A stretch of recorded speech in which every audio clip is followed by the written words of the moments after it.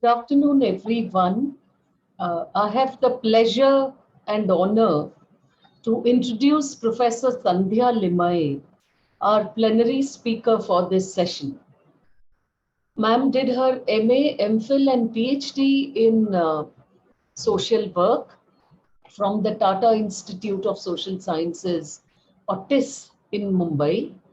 Since 1997, she has been working with TIS, at first teaching in the Department of Family and Child Welfare. And since 2006, she has been teaching at the Center for Disability Studies and Action, School of Social Work at TIS. Before TIS, from 1984 to 97, she worked with the Ali Yavar Jung National Institute of Hearing Handicapped, Mumbai, as a teacher and as a social welfare officer. So, some of the key areas that she has been teaching and uh, at TIS, and that where she has been guiding MPhil and PhD students have been social case work, social work perspectives, gender dimensions of disability in the Indian context, persons with disability and their rehabilitation contexts and programs, social work intervention with people with disability and their families, disability counseling, deaf studies, critical disability theory, disability rights movement, advocacy and self-help group for persons with disability, inclusive education, human rights, social policy and law, and so on. She has been awarded, among others, the Bellagio Residency Program under the Rockefeller Foundation Fellowship, Italy. She's been a Nehru Fulbright Senior Research Scholar. She's also been awarded the Erasmus Mundus Fellowship for Research in relation to disability. She has several research papers, publications, field action projects to her credit. She has twice worked in a team for the UN to present a shadow report on status of women with disabilities in India. So the title of her plenary address today is The Experiences of Disability in Socio-Cultural Contexts of India. And she's going to focus primarily on stigmatization and resilience. So around the world, stigmatization associated with disability poses persistent challenges to individual social interactions and their experience of the self. Stigmatization associated with disability in India is reinforced by its highly structured hierarchical social systems, socio-cultural issues, including socio-economic status, caste and gender hierarchy, families, a lack of family support, and so on, access to education and livelihood, which are lacking, which further reinforce stigmatization. So, Professor Limaye will examine the experiences of stigmatization of people with disabilities and herself in India and illuminate the challenges arising from the intersection of disability and social status. I now invite her to speak. Thank you, Dr. Chirpada, for inviting me to be part of that plenary session. And I would like to say good afternoon to everybody and thanks for attending this conference. Now, when Shilpa asked me to give the plenary session, I was wondering what I am supposed to talk. Because so many areas I work, sometimes I feel that I have to learn what I'm going to talk. There are so many areas we need to learn. However, whatever I learned, I'm sharing with all of you. Now, I hope that you understood now the voice is okay now, because I'm in the ground floor and too much noise come from the main road, and I'm used with that sound. So I'm just very request to tolerate the sound this one. Okay. When we talk about the stigmatization and resilience, now I'm just wondering, can I share screen?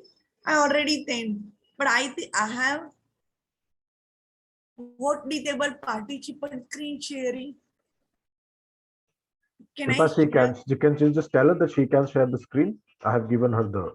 Yeah, PPT I already think, because it is editable.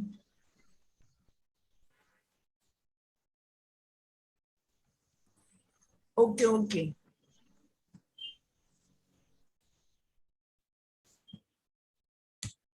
Okay, thank you very much. Now I was wondering why we need to talk about the stigma every time after independence to now. A lot of changes are there, especially education, livelihood, and what about the other areas? What about the ignore areas that has identity, parent, marriage, trade management, sales? What about this? We have not yet paid attention to this area.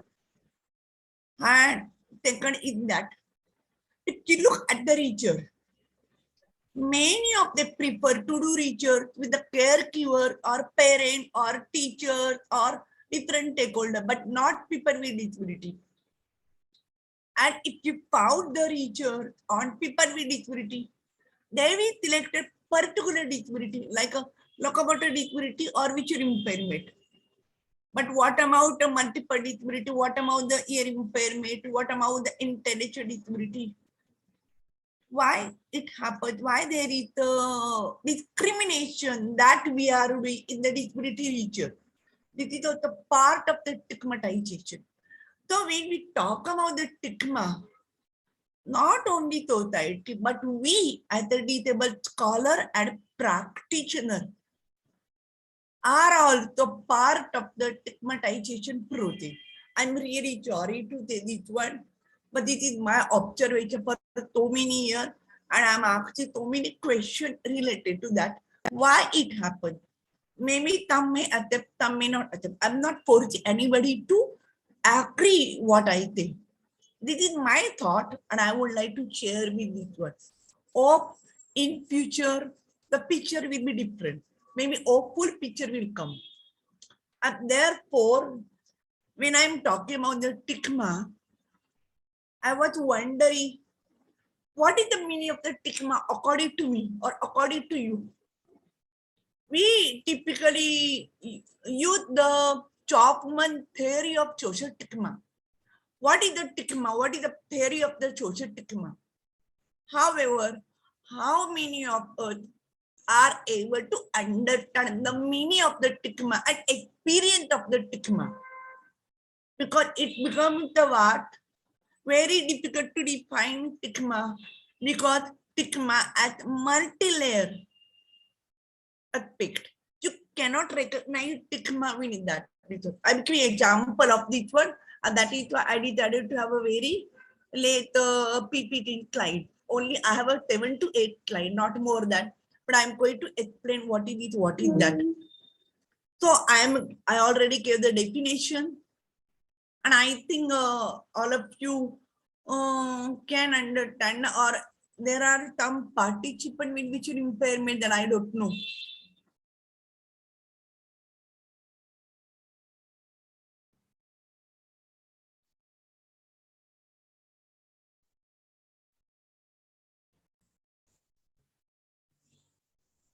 Ma'am, there is no problem. Uh, Okay.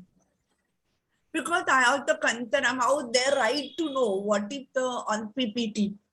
That is why those who have a low vision or vision impairment, they must know what is in the PPT. If there is no one, then they can read what is the mention in the PPT. So I am not going to read this word. That was this word. Okay. So when I am talking about the stigma, I just give definition, this one. Okay. So I'm sure all of you are well aware about the stigma. All of you know about the definition of the stigma, and no doubt about your knowledge. I just wanted to give example based on what I'm talking about this one. So when you talk about the stigma, for example, people first language, a andha, a pagal, a baira. What word we are using? We call the people by its disability, not by its name.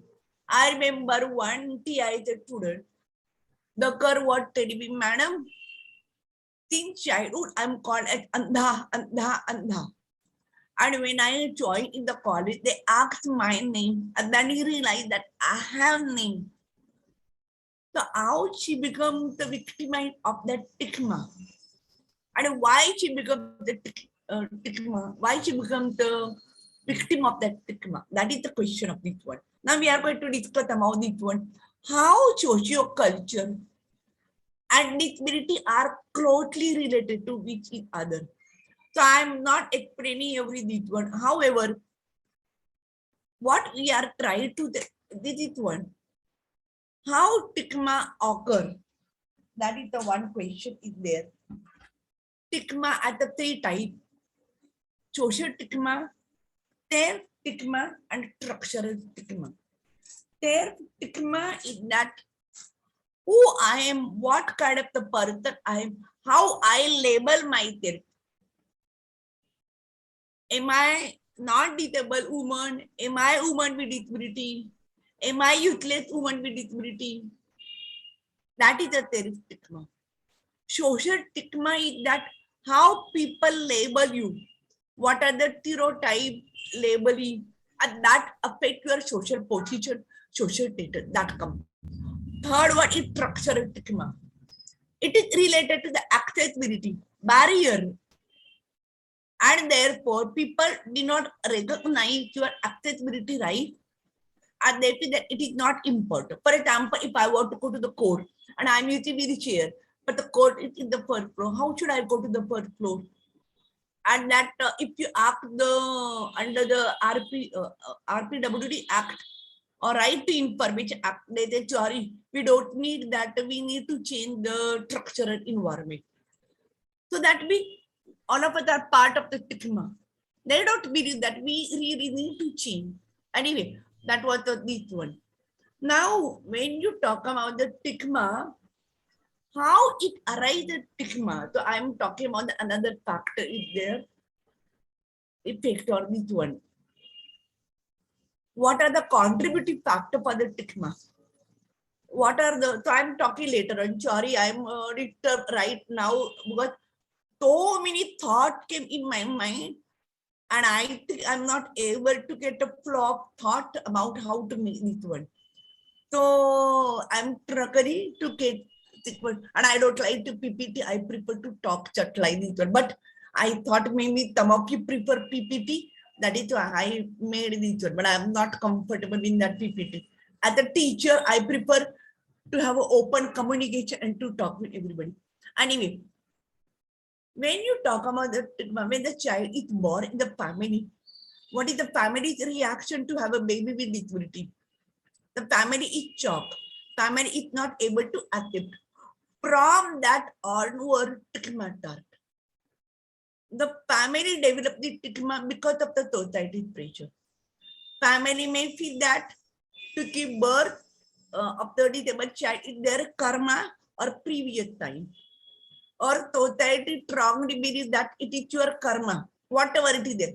How society directly, indirectly pressurize the family that they are responsible to give birth of the disabled child. From that onward, stigma starts, and the stigma travel from birth till day.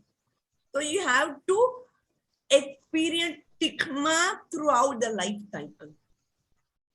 And therefore, it is important for all of us to understand that there are multi-layer of stigma, and across the various life cycle, different form of stigma occur.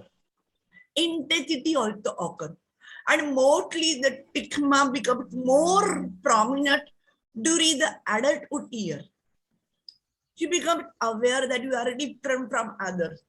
When you are in the regular school, I'm not talking about inclusive education, because inclusive school, how many of the school in India have an inclusive setup? Very few. So that is what I'm using the word regular school. When the children go to the regular school, they recognize their differences from their peers because of the hearing, because of the wheelchair, because of the caliper, because of the walkie, whatever it is there. Plus severity and visibility of the disability also makes them aware that they are different. From that onward, they realize what is the meaning of the stigma. And they started to get experiences of the stigma in daily activity. And therefore, when we talk about the disability and stigma, how it really affected. Everybody will say that it affects your health issue. You may not get access of the medical health care. What it depends on the socio-economic status. We talked about the intersectionality, gender, caste, class, urban or rural area, especially in Indian context. So that I understood. But when you talk about the disability and stigma, because of the cultural definition, and here I use the developmental cultural psychology theory. That cultural psychology theory talks about how psychology and behavioral tendency are rooted and embedded in culture. Individuals are socialized to understand the cultural meaning of the disability in daily activity, daily interaction, and how to respond to the disability. And therefore, they develop cultural belief, cultural based disability belief. And therefore, and it passed from one generation to another generation. If you go back to the Mahabharata or Ramayana, what happened? All of you know the story of the Manthara, who had a physical disability, and it is said that it is because of Manthara Ramayana occurred. So what is the indirect message to all of us that people with disabilities or women with disability are wicked?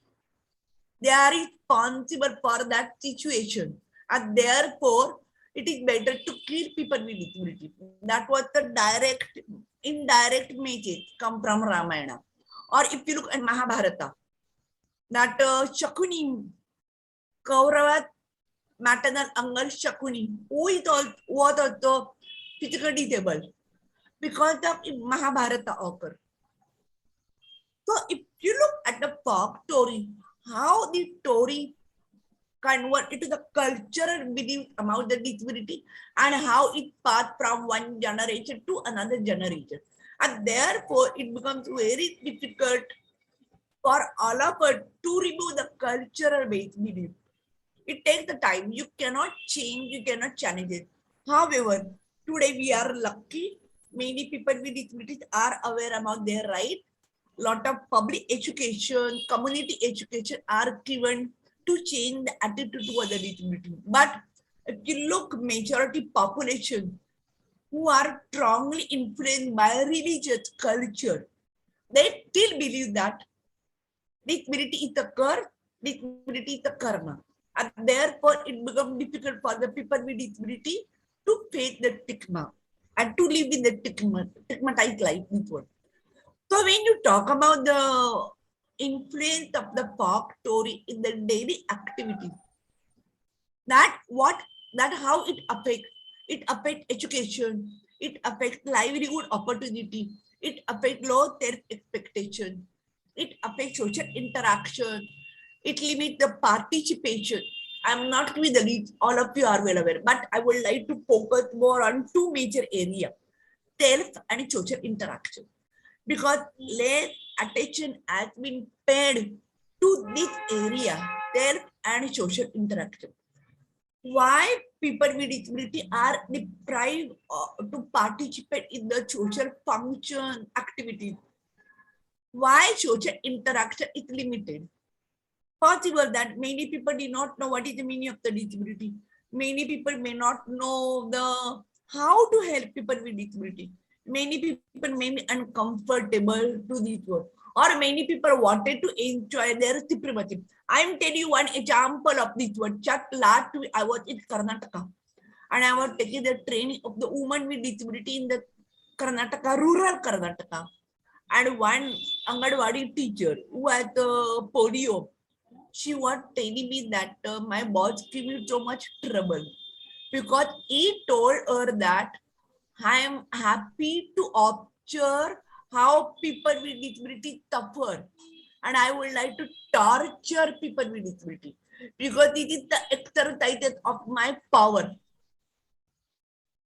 So when it talks about the power as a man, it was found that he could not control, he could not get opportunity to exercise his power at home, at workplace. And therefore, he divert his anger toward the woman with disability. And what is the stigma there that if she exercises the weaker section, you will become more powerful. This is your masculinity.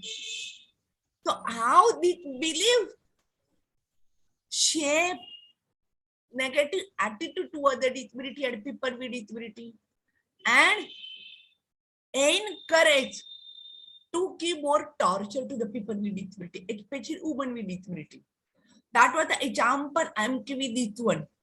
So social interaction and there I'm talking about two types.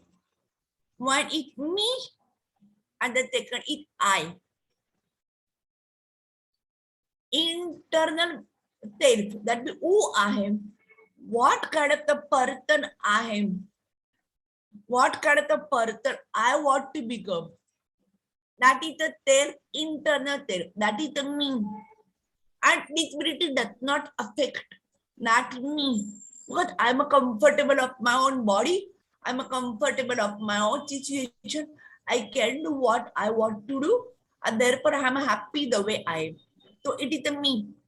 The second part is that social experience of self. That is the I.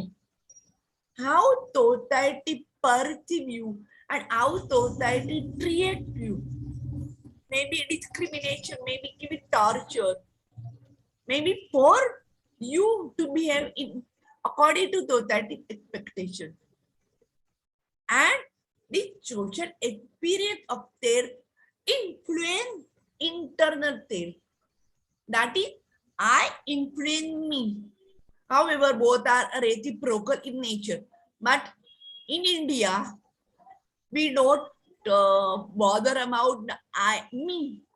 In Western context, they give a lot of emphasis on I because they care important to the people with disability, how they feel, what they want to become.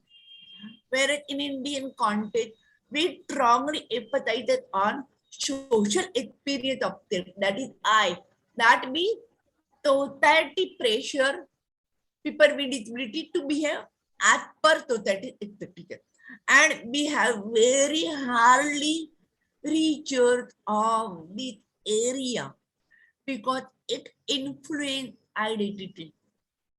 And therefore, when you talk about the I and me example of this one girl, you see the wheelchair in UA.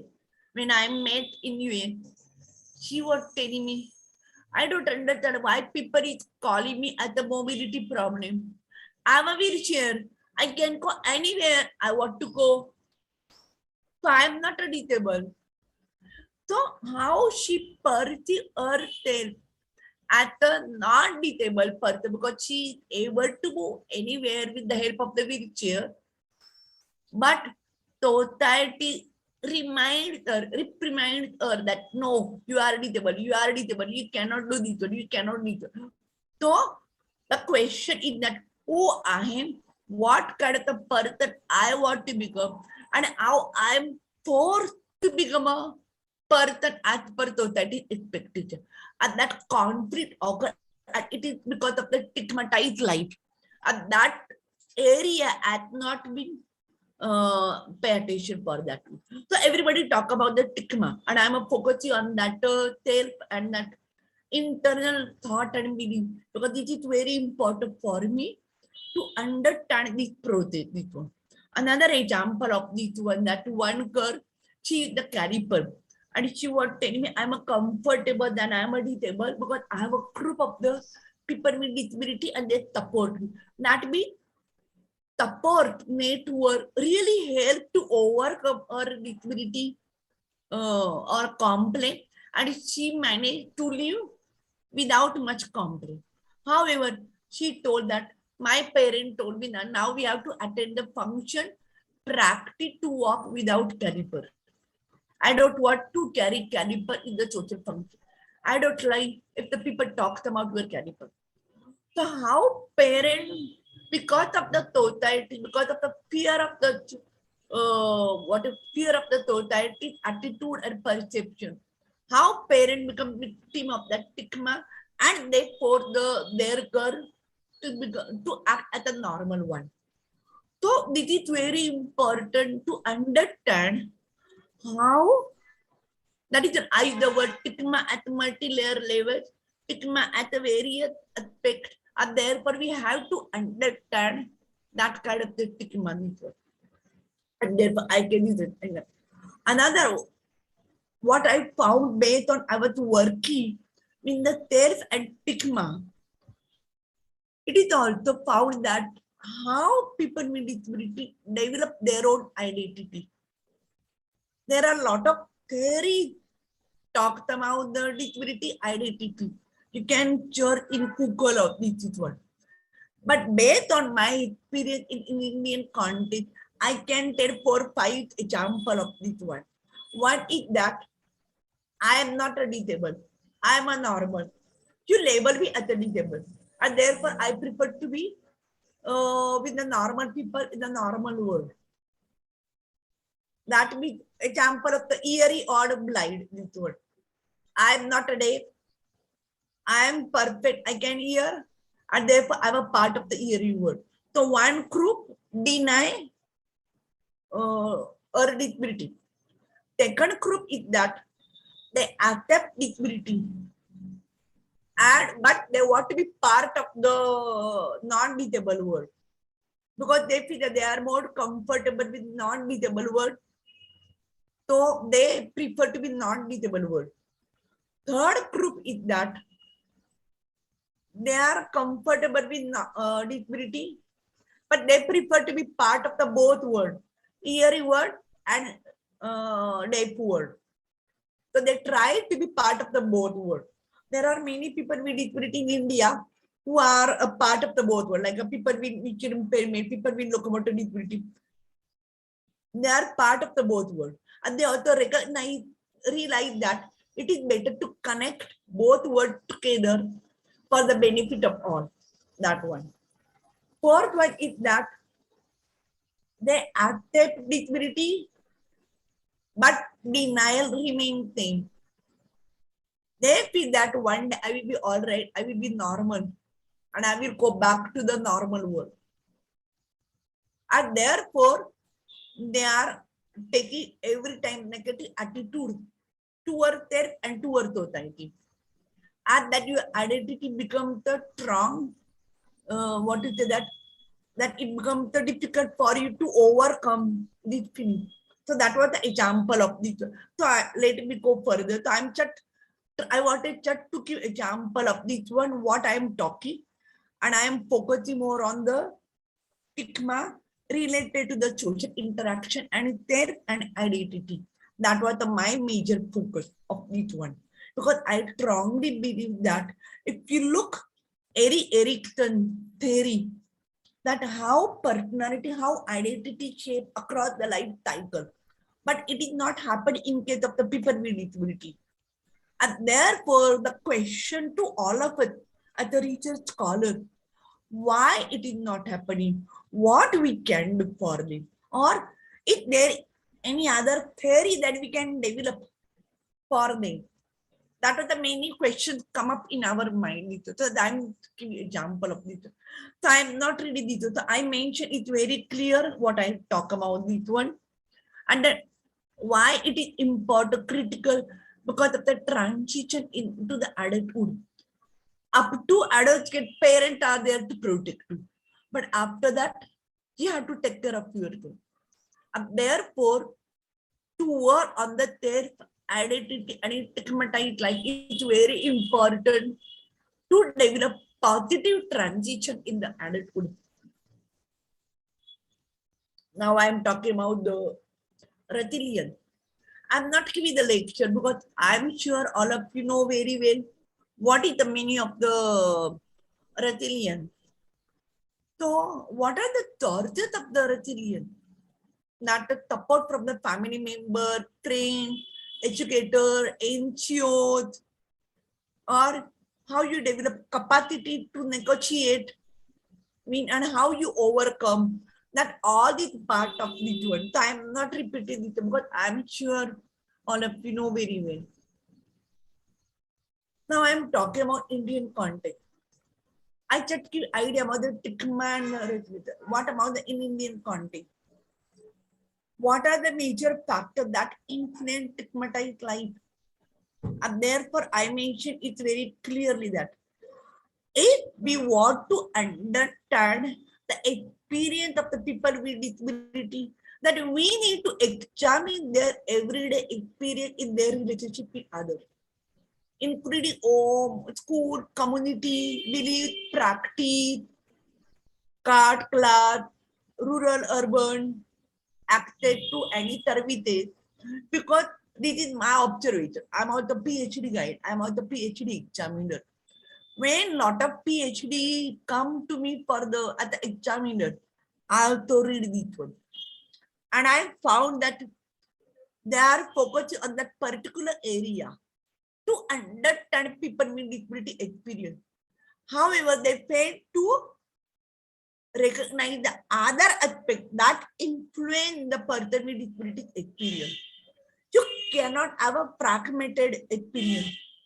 You have to put all it together as a whole.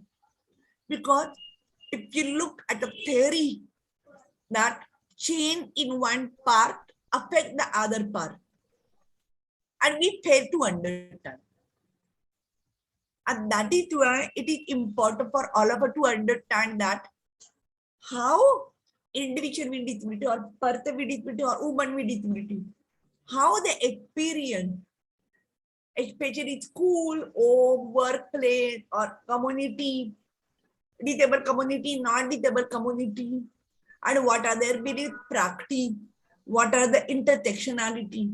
We have to find out this one. Besides, not only that, if you look at the disabled community, there are also power hierarchy. People with locomotor disability and people with visual impairment are more powerful compared to the people with other disability group. This is because they have a voice, they know how to exercise their power. And if you, I'm really sorry to say that, but if you look anywhere in India or in the world, the most important position is occupied by people with locomotor disability and people with visual impairment. Why? So it is also part of the stigma within the disabled community. That is also another occur. So not only card class, but diversity within the disability group, that also important. And therefore, we have to understand where is the discrimination, where is the inequality occurs. And in India, we have a lot of scope to have an inequality practice and a discrimination practice. It is because it is our failure to understand. Maybe like for example, Mumbai, Delhi, Chennai, people with disability are much better compared to the Northeast or Kashmiri or Kanyakumari, whatever it is there. So there is that disparity there. And therefore, it is important for all of us to understand why the problem occurs. Why, what are the chances, what are the areas that invite stigmatization? And how it becomes difficult for the people with disability to develop resilience. However, picture is not hopeless. There is no dark color of this picture. There are many people with disability who really struggle hard and overcome and guide other people with disability. So this is I'm giving example of this one.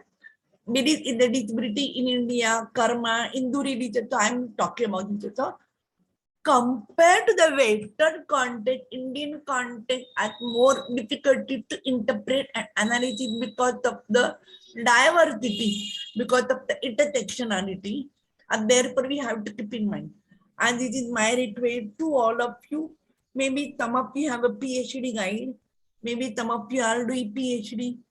Please look at a whole rather than fragmentized part, because it would not help you to understand what is the meaning of that word. Second important is that we as a research scholar or academician, we felt that we know more, we know how to analyze it and interpret the data. This is because it is because mostly we are depending on the Western theory. Lot of theories we borrow from the Western. Very few develop in Indian context. And therefore, when people with disability share their experience with you, it is our responsibility to understand the meaning and implication of their experience within the socio-cultural context. But we could not. And that is the major problem. Here, if you look Paulo Freire theory, we become the operator and people with disability become operator. Because we manipulate the data and we interpret the data and we analyze the data based on our own understanding and convenience purpose. And this is also part of the stigmatization. So that means there are various ways of that stigmatization. So I'm just giving an example of this. And therefore what happened? When we analyze the data and we publish the paper, people believe that yes, it is real. Maybe people with disability wanted to tell you, no, it is not like that. It is not what we want to say. But we have a powerful lobby to shut their mouth. So how they feel, what are their real experience, it's not documented. And that is the challenge for all of us. Another example is that there was also thought, and I presented Indian Kamerotras conference about the conflict between the disable researcher and non-disable researcher. So they also argue with each other. Lot of debate also occur, and they strongly feel that non-disable researcher fail to understand the real experience of the people with disability. Whereas non-disable researcher find that we are sensitive, we try to understand. It is not required to be disabled. Maybe to become a disabled, it becomes the school information. So a lot of debates are there. So I'm not talking about it. So there are various ways that we are inviting the stigmatization situation. That's what I want to tell you this one. Now, I gave you all the example of this one. Now, basically, I'm a social worker. I'm a social work educator. And what is the difference between me and other scholars?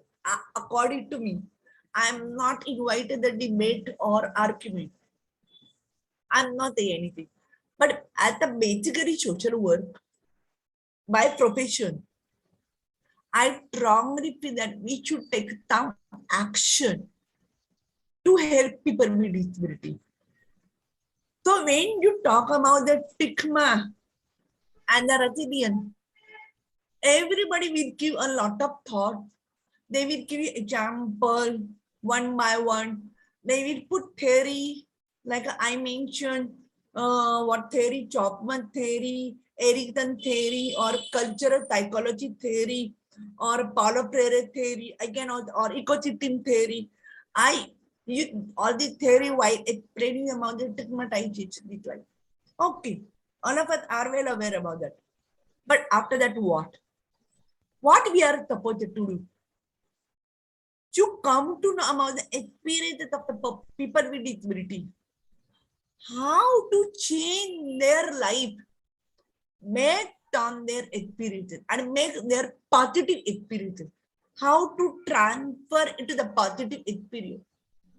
Why people with disability should be victim throughout the life cycle. We need to do something action.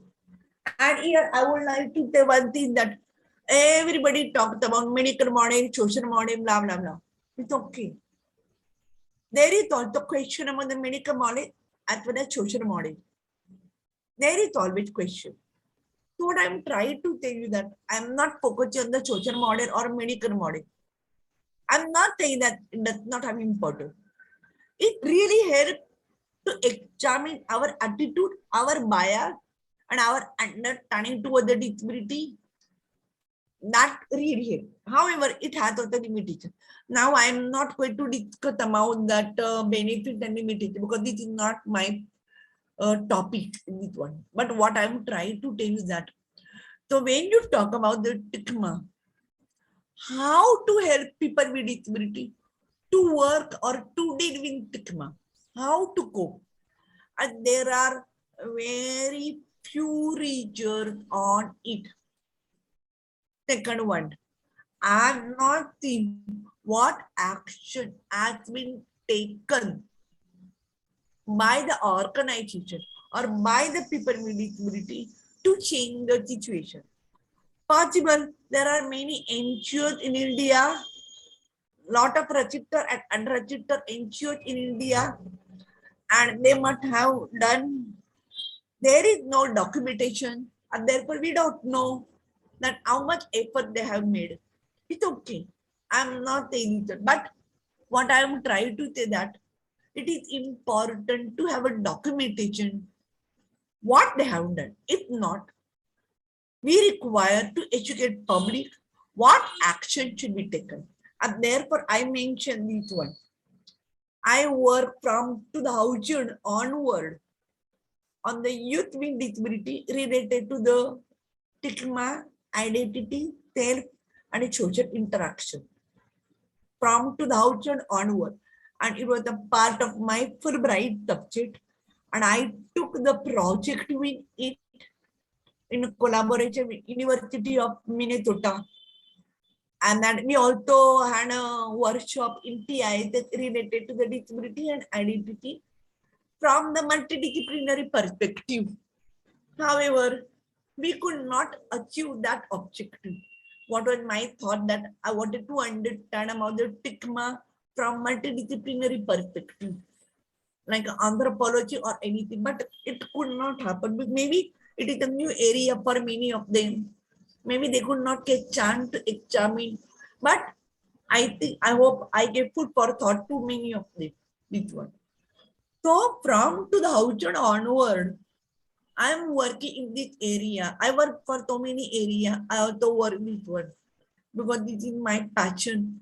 And as a social work educator and faculty in TISS, many students with disability in higher education come to meet me regarding the identity issue, self issue, and that how they describe as a spoiled identity as per Chapman. So it is surprising to me, and I don't know why they are using the word because I'm still confused about their using language. They read and then they label. That is the danger for them. So I started to collect the data from 2000 on the various groups. For I started to collect the data on the deaf children who are from 14 to 16 years old about that identity, their and how TICMA affected them. And then I took workshop and the paper is published in the International Journal on Counseling something around 2004. This one. So there are many. And after that, I also took another one covering the people with which impairment, people with locomotor disability as a part of the disability and identity. And I'm still working on this one. Because there are, we have a 21 type of the disability. I'm able only to correct 3 type of the disability. What about the other type of the disability? I have to understand their in mini also, their feedback also. So my work is not yet over. In fact, there are more tough job for me to understand as a whole this one. So when I collected the data collection from youth and I focused deliberately on the youth and adult with disability to understand about their issue. And that it was found, various issue was found that they are struggling with the stigma. They wanted to control their own life. They feel helpless. They are frustrated. They feel excluded. Whereas some try to find a way. I remember one day, deaf boy was telling me that why I become deaf. What is the point to live? Better to die. That was I got a feedback from this. Whereas the second say that okay, they don't like us, fine. Then let me live on my own terms. Why we are interfering my own life? The third one said that my relative blame my mom, and I feel bad. How come that my mother is responsible for that? What is the causes of this disability? I wanted to know. I want to fight with them. Whereas others feel that better to keep quiet, and their mental health is also affected. They get depression. They get negative attitude towards them. They thought that nothing will happen to them, and therefore there is no point to work hard. And a lot of counseling is also required for them. So based on the interview, I started the first training program for the children with the hearing impairment in the school in Mumbai. And that 5 questions came up with one. And that and then I used the rational emotive counseling. So it is like the challenge in their irrational thought. Motivated to examine how the thought occurs. So it is the influence of the stigma. Stigma influence their thought. And because of their deafness, nobody is there to explain it. So if you compare with one group to another group, you will get different type of the problem faced by each disability group. So I'm talking about the group of the people with hearing impairment. No one is there to explain, and therefore they develop the irrational thought, and they strongly believe, yes, it happened. And it was very difficult for me because I don't know sign language. In Mumbai, we don't have uniformity of sign language. Children learn signs from the elder one. So each school has a different sign. And therefore, it is difficult to work with them. And the first word is that what is the meaning of the stigma? It is difficult to explain them. So when you started to see example of this word, they is like, yes, this is the problem. Yes, we have this problem. Yes, this is one. And therefore they recognize, yes, it is called stigma, that one.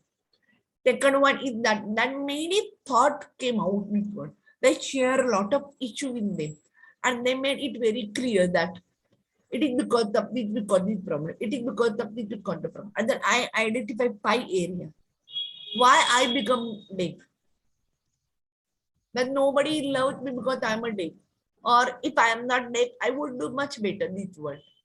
Or my parents are responsible for my deafness. So many irrational thoughts come.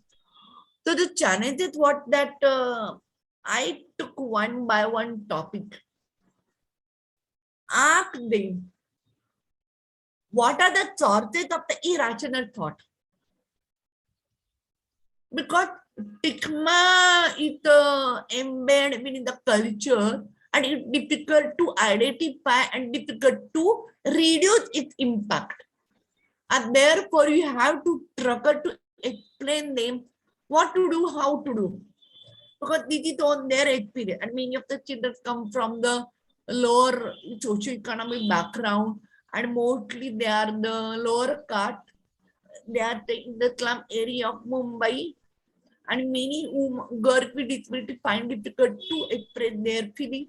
So a lot of intersectionality also occurs. And how family influence their thought, that also important thing is there.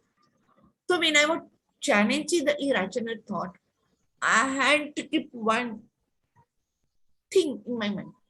Then I'm not attacking the youth with disability. I'm not challenging them. I'm not blaming them. I'm not targeting them.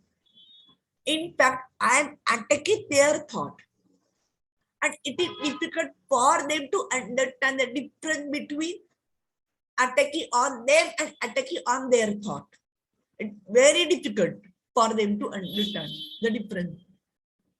So every time you have to tell them that I'm not talking about it. Another bad example I'm giving. When I conducted the group activities for the mother who have a children with cerebral palsy, and then 10 mothers were there in that meeting, and we were discussing about that. How do you feel that when you have a child with disability? Everybody cheering. We feel bad, we were upset, we are helpless, nothing. One mother told that, I wish that my child should die. That was taken aback. And then many mothers look at her and they question, what kind of the mother you are? She becomes more defensive. She becomes in trouble. That moment I told that mother, I understood how you feel. You must get a lot of pressure from somebody else that force you to talk like that. And I'm sure you don't want your child to die, but something must be happening to you. And then she broke out and she cried and cried this one.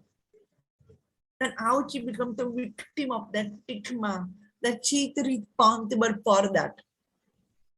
So when we talk about that, it is not irrational thought. It becomes the inappropriate behavior and action. The mother got so depression, she did not understand the way she react was not appropriate. So a lot of psychological issues are coming up. And therefore, when you talk about the stigmatization, it is related to a lot of psychological issues. And please, if you are not an expert in psychology, even I am not an expert in psychology, but I work in the social psychology area. So that is why I got somebody talking. Okay. I heard the voice, so I thought there. We And heard that voice too. It's okay. Then I thought that somebody wanted to do that. And that, and therefore, it is important for us to understand what kind of the multi-layers of stigma is occurring. What are the intersectionality that people with disability have? What are their experience in daily activities? Within the homes, community, school, whatever it is. What are their struggle to maintain their own me, I? And therefore, once you try to understand, you will help them to come out of this world. And that is what I'm talking about. What are the one I told irrational thought. I'm not going to explain it because I took 8 sections of that rational emotive counseling, 8 sessions. And then I cover 5 areas, motivated them to talk, challenging their internalized belief, explain them that we are not attacking you, but we are attacking the irrational belief. but made sure that there is nothing wrong, that they develop irrational belief. Only they should be open to learn and examine that thought. And then later on, it was found that they become more relaxed, they got more answer. And that I'm talking about lockdown method, and that some of them are able to accept their own disability, some of them could not. So you cannot force everybody. And I'm not saying that conducting the workshop will help everybody. No, it does not help everybody. So we have to understand the limitation of that also. And that we talk about the other part is that fostering resilient activities. There are many activities I introduced. One is that after the challenging the irrational thought, I made them calm down, made them relax. This one. Once they cool down, ventilate their feeling, then they calm down. Then I ask, look at your thought. Find out why you feel about this one. Learn your mistake. How to avoid this mistake. And if the problem occurs, don't think about that problem based on your past experience. Because everyday experience is different. What happened yesterday may not be same today. What we adopted technique may not be benefit today. So we have to learn why the problem occurred, what was the situation. The third one is that you have to accept that you cannot change the situation of being disabled. You are disabled. This is a permanent disability. You cannot change your disability. Whatever they talk about the surgery and this one, only very few may get benefit depends on the medical condition. But you cannot change. We have to accept the circumstance. But you must believe that the current situation can be changed. You can change it to the positive one. And it is difficult. Because what happened, when they realize that it is unavoidable situation, you cannot be at a normal one, they feel more frustrated. They feel that they don't want to do anything. So the difficult job is that to motivate them to think about that and to move further. Sometimes I use the role model, successful role model. So that successful role model will help them to overcome this area. That also part of it. Of course, they have their own family member, NGO, friend, social support. They have everything. But they need more training, more in-depth counseling for that. That one thing. Another is that you should have develop your own confidence. Yes, you can do. Yes, you can do. Sometimes what happens? Oh, if you can, so can I? With a real. No, you can because you are a big people. I'm not a big people. I'm scared. I don't want to do. And that is happened. So we have to be careful for that people. And then we can say that once you got a problem, how to solve the problem. Calm your emotion. Choose your response. Don't react immediately. For example, you are stupid this word. Shut up. I'm not stupid. You are stupid. It is an immediate reaction. So we have to explain it. Sometimes anger you can see on the faces. So you have to explain them this one. And therefore, this is important. How to choose your responses, this one. And then self-awareness and focusing on the I. That how I affected me. And how we should shift from I to me. That me, internal state, will protect you. You will learn how to ignore what to become, what kind of a person you want to become. And that is very important for that people. That is what I am explaining this. I'm sorry the time will be up. Okay, the last one is that sum up. So I just concluded that how should we understood experience that complex interaction of their disability, cultural belief, general attitude towards the disability, and socio-cultural issue. So that we have to club together to understand this one and understand individual experience of the disability, and the third will help us how we can empower and encourage active participation. It is very important for all of us. And the last one is that holistic and multi-layer examination of the interaction within their socio-cultural context can provide an opportunity to develop culturally and stigma-sensitive strategy to support them, as well as policy and social intervention. Policy intervention is the part, but I'm talking about now. So this is my request to all of you that when you interact with people with disability, try to understand their experience, try to understand their stigma, talk to them, help them how to develop resilient activities, and help them to move further to or move toward the empowerment journey. That is my result. Thank you very much.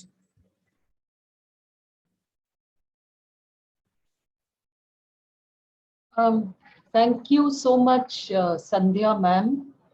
And now we invite some of the important issues that you have raised in your plenary about discrimination by disabled scholars, teachers, in terms of people with multiple disabilities and intellectual disabilities, stigma, and its very complex layers in terms of the I and the me, the external self and the internal self, how the socio-cultural economic context is intertwined, the effects of stigma, and but most importantly, your own insights from the workshops, from your own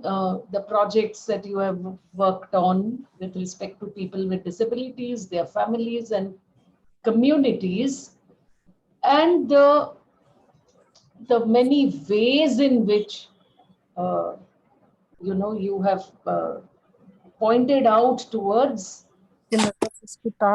interventions.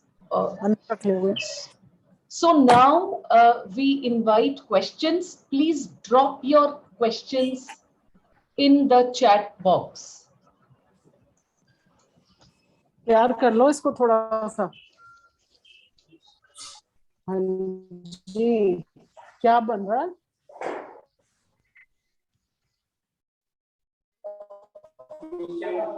हाँ?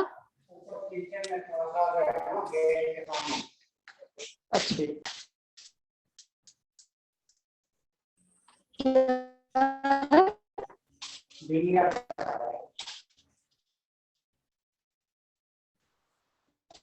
क्या करा रहे?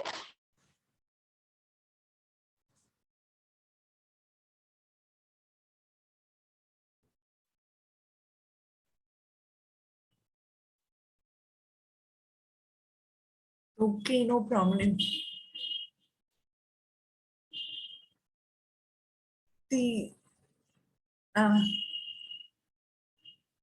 Shilpa, what to ask? Shilpa Anand.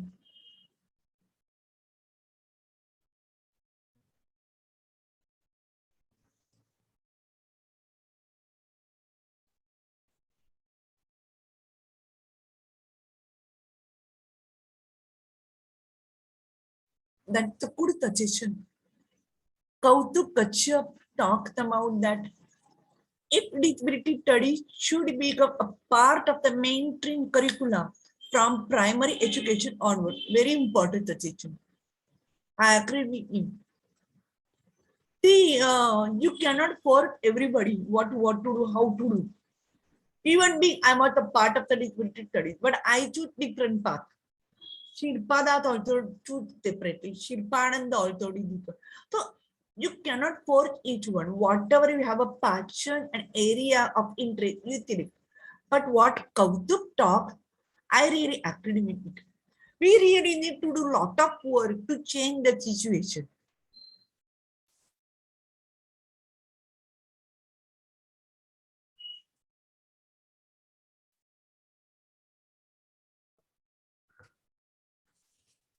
Now Shilpananda is talking about that. Can you elaborate on the notion of the help for people with disability? Now it depends on you how you define help. Now there are various type of the help. I'm not talking about the help. The most important is that whether client is ready to accept your help or not. One, what is the definition of the help according to you and according to client? I'm sorry, Shilpa, I'm using the word client with one, or you can use the people with disability. Now, I as a social worker always tell people with disability or women with disability that if you would like any information, so it depends on what language you are using. I use the language in my own Marathi or in the one. If you are using the appropriate language to convey the people with disability, that they will think. We can also say that I'm not helping you. I'm just showing you the idea. I'm just giving you the idea. You can do. And that many people with disability may not like the word help because they feel that they are under the pressure. Some people want to help, some people do not want it. So you have to understand what kind of the people you are meeting. So that, sorry, this one. So I'm talking about the notion of the help. I prefer to use the word as the showing the way to empower yourself. Get help and help themselves. That was the empower I'm using the word. And especially you are talking about the social work and disability study. Now, Shilpa, can you explain me what is the meaning of the disability study? This is my question. Disability study, that means we are including the experience of the people with disability in all aspects. That is the disability study. I'm asking you. Because Professor Nina Kashyap wrote a paper on the disability studies and social work, relationship between. She wrote a paper. You can find out this. It's a beautiful explain this one. So when you talk about the disability studies and social work, the focus of social work is intervention. So based on the disability study, what action will be taken to help people with disability?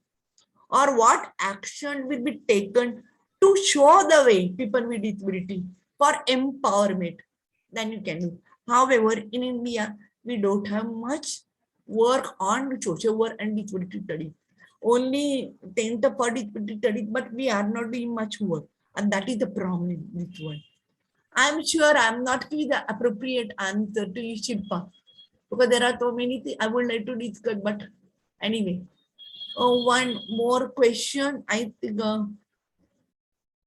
this is a brilliant plenary session. I would like to add Swagata Chatterjee. I would like to add, considering in the idea of the tick-mind disability, a very important area is gender disability. The way a female disabled body speech is stigmatized, marginalized as a non-performing, almost not existing tight in the social scenario. If madam would like to comment on this area, yes, I agree with this word. Because what happened in that area, I just only focus on the self and social interaction, not a woman's body. But if you talk about that, you are right. Woman with disability is labeled as asexual. She does not have any sexual feeling, and it is like whatever you say is correct. I agree with you. However, it is our job to make them aware of their own sexuality, so that we have also separate group session on sexuality and body awareness. And we always conduct the program for the girls with disability as well as boys with disability also, because boys with disability has also wrong notion about the woman's body. And therefore, it is also important for them to educate them. So that's what I'm talking. I'm not too much informative because you are already mentioned. It is a clear. Only I'm talking about from social work point of view. And that autism and personality disorder specifically are later explore areas. Correct. Not only autism, there are many more disability are also like explored. We have a 21 type of the disability. How much we know about the other type of the disability? That are the question come up this one. And those with this condition along with an impairment or definite find themselves in a really empowering situation. Lack of education and job are related to the co-dependent. Yes, I agree with this one. Can I tell you one thing, Mr. Kashyap? I'm not expert in the field of all type of the disability. I'm not expert. It is very difficult to get mastery to understand all type of the disability. I'm not expert. Only I'm expert in the 4 area. One is that ear impairment, one is visual impairment, one is locomotor disability, and some part of the mental illness and learning disability. This is because my interaction with the student with disability in higher education, and therefore I know more about this one. I'm telling you, honey, I don't know much about autism. I know I got interactive, but I'm not expert in this area. And what you mentioned, it's very clear, and I agree with you. And mostly, if you look, all kind of disability, we have a disempowering situation, and therefore, our job is that how to take action to motivate them. That was my. I'm sorry, but I'm getting again confused. Okay, I like how you move out at academia and write it to ground in reality. Okay. Basically, I'm a social worker. Basically. And after my MHW, I joined in the CAST plan with Medha Patkar, working in the community social worker, community and family social worker. And I also realized how my disability challenges me to be part of the community work. It was not very easy job for me. But I also realized that I don't have a problem. They have also problem. And that it becomes challenging for me. How I can help them to solve their problem. And that helped me to forget my own problem. Then I realized that why should I make a big issue? I have problem, but how to solve the problem? See, working with the people, Hello. change your perspective, give your option to explore more problem solving process, find out more solution, find out more technique. And they taught me a lot. Whatever the in I think 1984, I think there was the murder and then there was the curfew in the slum area because of the trouble. But I have to learn how to manage with them. So situation help you. Second one, then I joined in Aliyavarcham NIJ as a social welfare officer. So while working with the people with hearing impairment, their parents also changed my perception. And then later on, I joined from 1997. I joined at the TIJ faculty by doing PhD. So practitioner at academia helped me a lot to move further. And even after 20 years at the academia, I did feel that I'm still practitioner. I'm a social work educator because I also train my student social worker how to work with people with disability. And it really helped me. Just now, last week, I was telling Shilpa that sorry for not responding. I was in the Karnataka, Gulbarga and Yelanga. That to give training to the people, women with disability. That ask so many questions about the sexuality and malnutrition, health, and then how to work with them. So every new word, and they were talking Kannada, and I was talking some Kannada and some English. So it's a part of the learning. So and I feel better to work with them. And the second one, it gives inner satisfaction to me that yes, I really helped them to move further. I don't want to say that it is because of me you did it. I just want to say that you got some idea and you are moving further. And that is the reward to me. And that is what I prefer to do this one. And then for Shirpan and the thanks for this one. But somehow I feel that there are many more work to be done on the social work and disability study. However, there are late documentation from the social worker regarding disability studies and experience and how they actually don't have. So that we are thinking about that how to motivate a social worker to be part of the disability study. And this is a challenging job for me. I don't know. Within the 5 years after that, I'm going to retire. So I don't know, but thank Shilpa for food for thought. I may take this issue seriously because Lina Kachep work and I will work. Thank for that. I hope I'm able to answer some of the query. Are there any other questions, please? And one new major.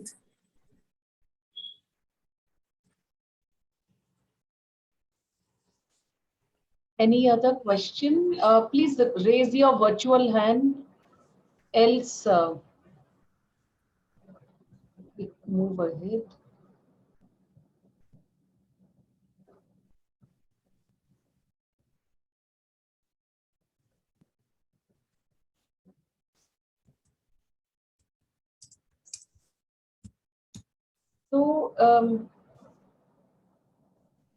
So if there are no more questions, we close the session.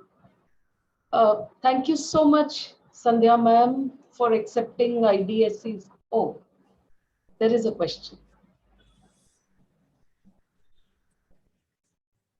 Can you tell me any NGO or organization do you work for people with disability? I don't know from where you are. I know the Maharashtra Dyslexia Association.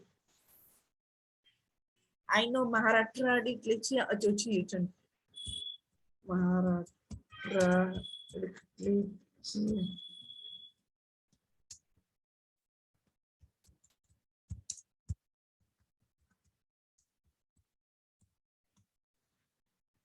Okay. You are from Assam. Okay. Then do one thing, can contact to Matra Khan. If Shilpa can connect me, then I will inform you. I will find out from Delhi also. Because Assam na the Chichu Tarodi, that who is the Armanadi, the Chichu Tarodi, they also focus on the multiple disability, but not much learning disability. And there are many people who practice as the educator for student with learning disability. NTPD. That was the Delhi, but Chichu Tarodi is come from Assam. So I'm talking about the Chichu Tarodi. Chichu Tarodi Kauhati. They also focus on the multiple disability. But I'm not sure. They may help them to get. They may help to get. Otherwise, if you can connect, I will ask Matra to find out for Assam. Or Chatish Kapoor from Delhi. He also running the course for the learning disability. Sorry, one more. I would like to add one more minute, Shilpa. I'm working as a chairperson at the Global Inclusive Education Network. Global Inclusive Education Network. This is related to inclusive education. We started from 2015 to now, and we conducted 8 conferences on inclusive education, and we are able to mobilize different teacher, academia, university, academia, and NGO to be part of the conference for inclusive education. And there are many people who work on the learning disability, and I have the address. I will contact Mr. Satish Kapoor. He is running the course on the learning disability. Maybe you can join with them. Maybe you can connect with him, because we are working on that issue. And now we are collaborating with the Orange Neuroscience, Toronto, Canada, for the language assessment for the children with and without disability. And therefore, it will help us to understand, to identify learning disability in the children in the early schooling. So, lot of work is going on. It just started. It takes the time. I don't know what will be the outcome. So, just effort we are making. So maybe Shilpa, you can connect with the Kashyap to me. I will help him. I will connect him. Because this is our passion to work for people with disability.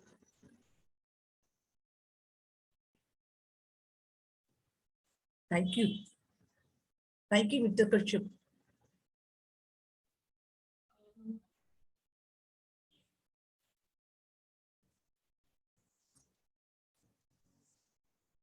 So, Sandhya ma'am, thank you so much Welcome. for accepting the invitation at short notice. And I do know that you have not been well, you have been traveling, it's been a very, very hectic time. Okay. And thank you so much for your time and for these insights that you have given us through this plenary address.